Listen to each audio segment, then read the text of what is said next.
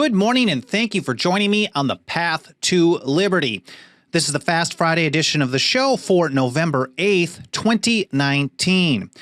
Now, I'm sure this is not going to be a surprise to you at all, but government wants to get their dirty little mitts all over all those very popular DNA services, their entire database. They want to be able to search through this stuff.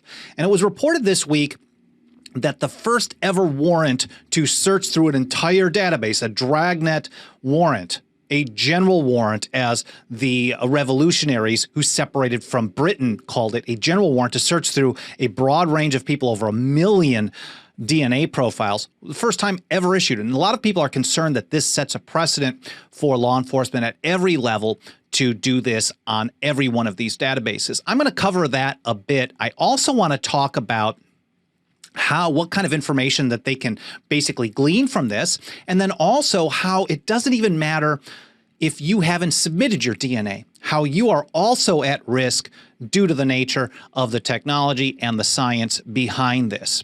First of all, before getting to that, my name is Michael Bolden. We broadcast live every Monday, Wednesday, and Friday at 9:30 a.m. Pacific time from here in my home office and studio in downtown Los Angeles for the 10th Amendment Center. We have both video versions live and archived, plus a podcast edition audio only that's archived at a bunch of different platforms. You can find all of those, all the ways to follow us, all the ways to support us, like our membership program for as little as $2 a month. That really goes a long way. The ways to subscribe to our email newsletter, follow our social media channels, and the like. Find all of that over at 10thamendmentcenter.com/path to liberty. Again, 10thamendmentcenter.com/path to liberty, all spelled out. I am very grateful for you spending a little of your time with me today, and I promise not to take too much of that time because since it's the Fast Friday edition of the show, I want to try to get this done in about 10 to 15 minutes. Let's see what we can do. First of all, I learned about this through a tweet from Electronic Frontier Foundation, which is EFF.org. It's an organization that I follow pretty closely, and I've covered a lot of their work on this show over the last year plus. And they tweeted out on Tuesday, November 5th, an interesting day for it, a judge has granted the first known warrant for law enforcement to conduct a dragnet search through the DNA of 1.3 million people in the GED matched genetic genealogy database. 86% of those users did not explicitly consent to law enforcement searches. And I got to just repeat this. I know I mentioned it briefly, but a dragnet search is something that the revolutionaries called a general warrant. You'll note that under the federal constitution and copied into almost every state constitution as well, when they're doing a search, it has to be a warrant has to be based on probable cause and describe particularly the person, place, or thing to be searched or seized. That's totally opposite of a dragnet search or a general warrant, which is part of a leading cause for the American separation from Britain and the ensuing revolution, the war, the long bloody war that they fought to get away from this type of thing. But this is the first time in history that something like this has happened for DNA. So over in the New York Times, which is what EFF tweeted out, let me see if I can pull this up. This is how they report on it. For police officers around the country, the genetic profiles that 20 million people have uploaded to consumer DNA sites represent a tantalizing resource that could be used to solve cases both new and cold. And mind you, I don't like the way they summed up that sentence there. It's not just going to be used to solve cases, and I think that's a little bit of a misdirection because I think most average people who would read something like this, of course, they want law enforcement to be able to solve cases. That's their job, right? Unfortunately, most of the laws on the books shouldn't exist, so we don't want them enforcing more. We want them enforcing less.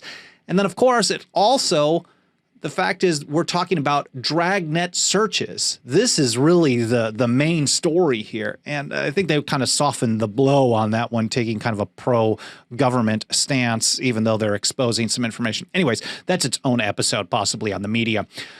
Going forward, but for years, they write, the vast majority of the data have been off limits to investigators. So Ancestry.com and 23andMe are the biggest ones.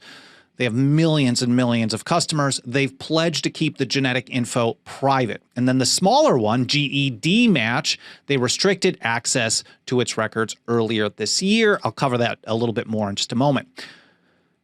And again, the Times covers it like this. Last week, however, a Florida detective announced at a police convention that he had obtained a warrant to penetrate GED Match and search its full database of nearly 1 million users. Full database. Now, he was trying to solve a particular crime, and he got a general warrant to search everybody who had submitted their DNA to this. It wasn't particularly describing the person, place, or thing to be searched or seized. Now, I have not seen the warrant, and maybe there were some particulars, but this is a very broad search that I would say James Otis, Samuel Adams, and so many other great revolutionaries would have fought a long, bloody war to get away from. But going forward in this article, that's a huge game changer, said Aaron Murphy, a law professor at NYU. The company made a decision to keep law enforcement out, and that's been overridden by a court. It's a signal that no genetic information can be safe. And here from Engadget, they were talking about how GED Match had a lot of backlash because of their open policy. They basically were just allowing access to the database, and I think they had a big threat of a loss of customers, so they changed their policy. And they changed it to, well, let me read this here. The new policy only allows authorities to search for GED Match users who make their information available to the police. Users literally have to opt in. Their profiles are set to opt out by default. Company co-founder Curtis Rogers said only 185,000 users chose to opt in, but Fields' warrant, that's the cop who got this warrant, allowed him to access all 1.3 million users' information.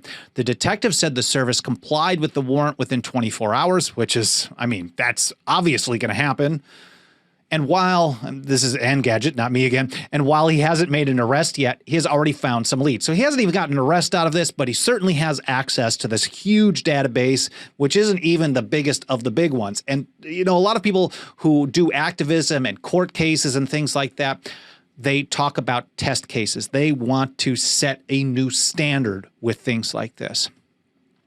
And Engadget goes on. They say DNA policy experts are now worried that this development will encourage law enforcement to secure warrants for much larger databases. That, I don't think, is an unfounded worry. They start with one, they always expand. Look at the income tax. They start with, it's just going to be a small amount, a tiny percentage for the small fraction of the richest of the rich, and it's only going to be a temporary program to fund a war that it's very dangerous. It has to happen right now. And then it grows and grows and grows, and over time, it gets worse and worse. So I don't think there's any real, there's no tinfoil hat going on when you're talking about, okay, they've gotten into 1.3 million. Maybe they'll want to get into the 10 million over at 23andMe or the 15 million over at Ancestry.com. I'm getting those numbers from Engadget as well from this article. But they go on. Since those databases allow authorities to identify DNA profiles even through distant family relationships, a lot more people than actual users could be affected. And I'm going to get back to that in just a moment. Here, back to EFF. This is an interesting article that I'm only going to cite briefly, but I hope you'll read it. I'll include a link in the show notes for this episode. But they talk about what kind of information they can get out of this. And they say DNA collection programs allow the government to obtain sensitive and private information on a person without any precursor level of suspicion and without showing that the data collected is tied to a specific crime. Again, this is a general or a dragnet warrant or a dragnet surveillance. DNA can reveal an extraordinary amount of private information about you, including familial relationships, medical history, predisposition for disease, and possibly even behavioral tendencies and sexual orientation. I've actually seen also on EF, they actually suggest that it's possible to determine political affiliation through this. So an insane amount of profile information that goes way beyond what they probably are already building on people through social media and just nonstop internet surveillance. Here from another article from EFF, let me zoom out so you can actually see this if you're watching. And they say it's hard to prevent DNA linked to us from ending up in private databases because, as in the Golden State Killer case, which is you can read about as well, a distant relative you don't know may add their own DNA. Not only could this be used to identify you, It could be used to predict how you vote, whether you're a credit risk, or even when you might die. If this genetic information falls into the wrong hands, it could impact our lives in unimaginable ways. I would say anybody having that information, at least in the current state of things, is considered the wrong hands. Even if you had the most trustworthy, reliable company who pledged to not turn it over unless they were required, that isn't reliable hands, because at some point, a government judge, a government law enforcement agent, or somebody in government is going to say, well, you're required to do this now.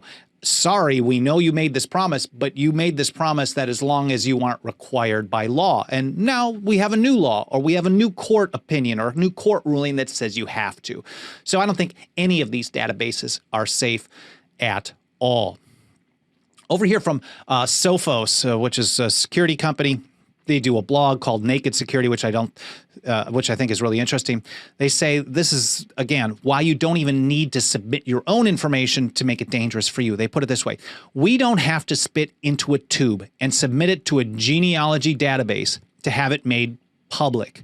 Because we share much of our DNA with relatives, all it takes is one of them to submit their DNA, thus making much of our own genetic information available to the police without our knowledge or consent. Again, you don't have to even submit it. I haven't submitted mine, but if any of my relatives have, especially the closer ones, my immediate family, in essence, I might as well be in there as well. They go on. The more people who submit DNA samples to these databases, the more likely it is that any of us can be identified. According to Columbia University research published October 2018, at the time the U.S. was on track to have so much DNA data on these databases that 60% of searches for individuals of European descent would result in a third cousin or closer match, which can allow their identification using demographic identifiers. Short version, like 60% of people with European descent, you don't even have to be in the database directly. They're just able to figure out who is who and what is what. Now, on the positive end of this very dangerous potential precedent, we have our good friends over at Libertas, Utah.